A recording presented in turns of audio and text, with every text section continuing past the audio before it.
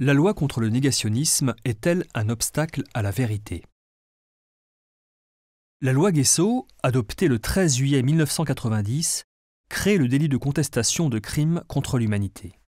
Elle a, à l'origine, divisé les parlementaires autant que les historiens, les plus critiques l'accusant d'instaurer une vérité historique qui entraverait la recherche. Depuis la loi relative à l'égalité et à la citoyenneté de 2017, elle a été étendue à tous les crimes contre l'humanité ayant fait l'objet d'une condamnation par une juridiction française ou internationale. Aucune loi française n'empêche en réalité les citoyens de travailler sur ces questions. Il arrive que l'accès à certains fonds d'archives soit restreint ou soumis à des délais de communication pour des raisons liées à la sûreté de l'État ou au respect de la vie privée des individus.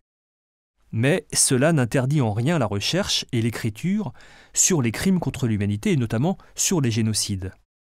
En outre, des avancées couronnent régulièrement les efforts de la société civile pour permettre un plus large accès à ces fonds.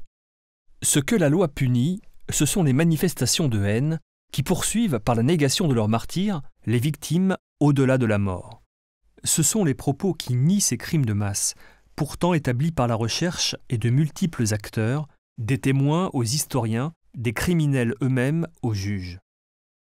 Ce que la loi permet de condamner, ce sont les mensonges diffusés sous la forme de discours complotistes, prétendant révéler des vérités cachées. Dans une démocratie comme la France, les chercheurs peuvent exercer librement leur métier et ne s'en privent pas. Ils utilisent pour ce faire des sources très diverses et procèdent au recoupement de la documentation, règle de base du travail de recherche. Les génocides ont été des événements d'une telle envergure qu'ils ont engendré et laissé de multiples traces et preuves attestant leur réalité. Ainsi, il ne faut pas confondre le trucage et la manipulation des documents qui caractérisent l'action des faussaires négationnistes avec l'examen critique et rigoureux des sources.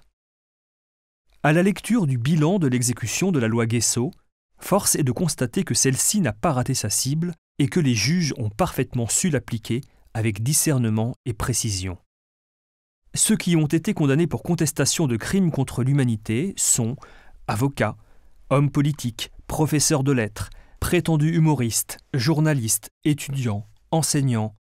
Pas d'historiens dans cette liste, mais assurément des hommes et des femmes qui partagent le même antisémitisme. La loi Guessot a récemment été reconnue conforme à la Constitution, tout comme elle avait été déclarée conforme à la Convention européenne des droits de l'homme.